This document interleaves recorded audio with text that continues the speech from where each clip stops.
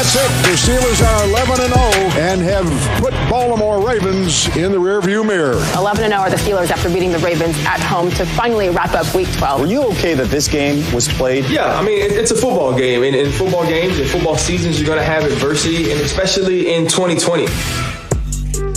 Those last three voices, Sage Steele and Kevin Nagandi on SportsCenter, speaking to Ryan Clark, the Steelers Super Bowl champion. And the Steelers are certainly hoping they can get themselves another Lombardi, a sloppy, and I'm being generous, 19-14 win over the Ravens on Wednesday afternoon football, if you will, to improve to 11-0, the first team to start 11-0 since the 2015 Panthers led by Cam. And that team, of course, eventually ended up going to the Super Bowl. Cam coming off an 84-yard passing performance. Shows you how quickly 5 years can go. Keyshawn J. A win is a win is a win. Indeed. And that's where I want to go with you in a second. That's your opinion. But this particular win is a win is a win. Not so much of a great win for Mike Tomlin. It's time for Straight Talk, brought to you by Straight Talk Wireless. I've said it for a million years. The second Tomlin decides to say, I am done coaching. Whatever TV network can get his cell phone number first is going to hire him. The dude talks in sound bites. He talks in declaratives. He is amazing. He doesn't let you know exactly what he's thinking all the time. No shades of gray, and shading his squad after how sloppy they looked on offense, defense, and special teams. Listen to this over the next 58 seconds. To be bluntly honest, man, I'm really disappointed in our performance tonight. We did enough to win, but that's all. It was really junior varsity, to be quite honest with you, and it was in all three phases. We couldn't run the ball effectively when we needed to. We dropped too many significant passes, very catchable, makeable passes. We didn't make significant plays in the special teams game. Our kickoff coverage unit wasn't good enough. We turned the damn ball over. We gave up big plays in critical moments on defense. Can't have it. They converted a long run on a possession down before the half. Unacceptable. They had a 70-yard touchdown late in the game. Unacceptable. And so we're fortunate tonight. It's good to proceed with the victory. I acknowledge that. But not a lot happened tonight to be proud of or to be excited about other than that. You had some red zone failures and a number of drop passes. What do you attribute that to? Anything in particular? Us sucking. Straight Talk Wireless. I love him so much. No contract, no compromise. I do too. But after hearing that little diatribe there from Coach Tomlin, both of you in separate ways are saying, Coach, chill, bro. It's just one game. No, I'm not saying that. He's correct and he's right. I'm saying it's one game. They won the game, but when you look at everything from the first quarter to the end of the game, they were not perfect, as he said, in any phase of the game. Whether it's McLeod fumbling on the punt return, whether it's Big Ben fumbling or throwing an interception, or whether it's getting beat on a long play from Hollywood Brown, cutting back against the grain, all of those sort of different things, whether it was RG3 scampering, whether it's the receiver Johnson dropping a number of passes. He plays receiver. You got to catch the ball, bruh.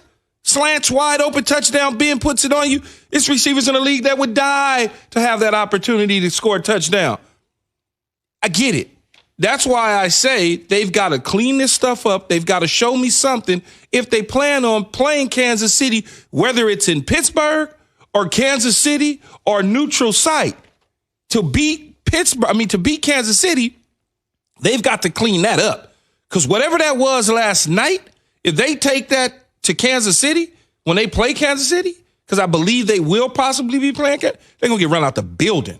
And I think Mike Tomlin knows that. That's why he's so passionate about, communicating and letting everyone know that my team's not very good. We didn't show anything last night. Not one thing in that game I walked away from saying, man, they're going to get Kansas City a run for their money. Not one thing. And I understand, T.J. Watt was covering Hollywood Brown on a wheel route out of the backfield. Man, Hollywood Brown was 4 yards in front of T.J.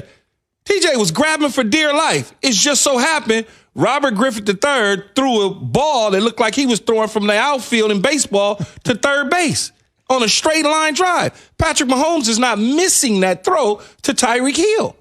And so you've got to clean those little bitty things up, and Mike T certainly knows that. Not going to fool me on this one. This game yesterday was an anomaly to me, Key. The Steelers, as I understand the internal perspective from Mike Tomlin and your perspective, right? Because you're thinking about the Chiefs. How do we win the whole thing? The reality is this team hasn't played since November 22nd, right? A lot of their stuff has been in flux. And I can understand James Conner not being there, having the anxiety of, are we going to play today? Are we going to play tomorrow?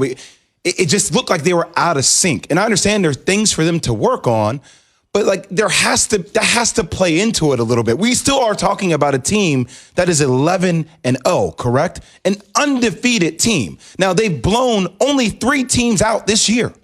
Only 3 teams out this year.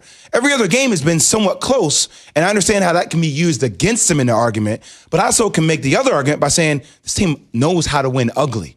Now, that may not have been their best performance last night. Maybe we want to see them blow out teams like KC does, but I've also seen Kansas City play down to the level of their competition as well. So, yes, they are explosive, but they've also allowed teams to stay in ball games that shouldn't have stayed in ball games as well. So I hear what you're saying, but yesterday's game isn't that big of an indictment on the Pittsburgh Steelers to me. It's not that big of an indictment, but when you take on a team that's basically missing Mark Ingram, J.K. Dobbins, Lamar Jackson, and a host of other players, and you put that type of performance out on tape, it does not serve you well. Okay, but Key, there's some key. Your body is all about rhythm. Right? Like you get into your routine, you get into your rhythm. I know if I don't play in a game for a little bit, like in basketball, if I don't play in a game for like a week, I'm going to be rusty. Like, let alone 2 weeks. I understand what you're saying about a routine and rhythm and playing and all of those sort of things. It does not take you 4 quarters to get going. It does not take you 4 quarters to get going. Ben Roethlisberger was delivering the football. They were dropping it. It has nothing to do. You're messing around with RG3, who hasn't stepped on the field as a starter since week 17 a year ago. And that happened to be against you. And so when you are struggling to put away a team that is less than, there's concern from the head coach, which should be. Because if that was any team that had a quarterback that could play, Pittsburgh would have lost that game. You know, and that's just the reality of it. They would have lost the game. If they had anybody else, if they were playing Kansas City, man, that score would be 50 to nothing probably. You're right. They were ravaged. Man. The opponent was ravaged. They couldn't handle Baltimore's 2nd and 3rd string quarterbacks. One other note, Bud Dupree for the Steelers. We believe he has boy, does it ever. 8 sacks this season, and does it also hurt him financially? He's set to become a free agent in the spring. It just depends on what the medical looks like. Indeed, and they've also already lost Devin Bush to an ACL. So we'll see. They're perfect, but they've been able to do it with one hand tied behind their back, Bush especially like it was on defense. A year ago, doesn't it? Yeah. Just a few weeks ago. But yeah, those 2 guys on the shelf the rest of the way. But that's the last time they played was like a year ago. It felt like it, right? November 22nd does feel like a year ago. Keyshawn, J. Will Zubin, presented by Progressive Insurance. All of our guests, including Dominique Foxworth, who will join us in moments, join us on the Shell Pennzoil Performance Line. On the way, Neek with a very interesting take. Simply put, why he thinks the Steelers have to go perfect, no margin of error, to win the Super Bowl. His rationale on the way after Key has this. Yep. If you need to hire,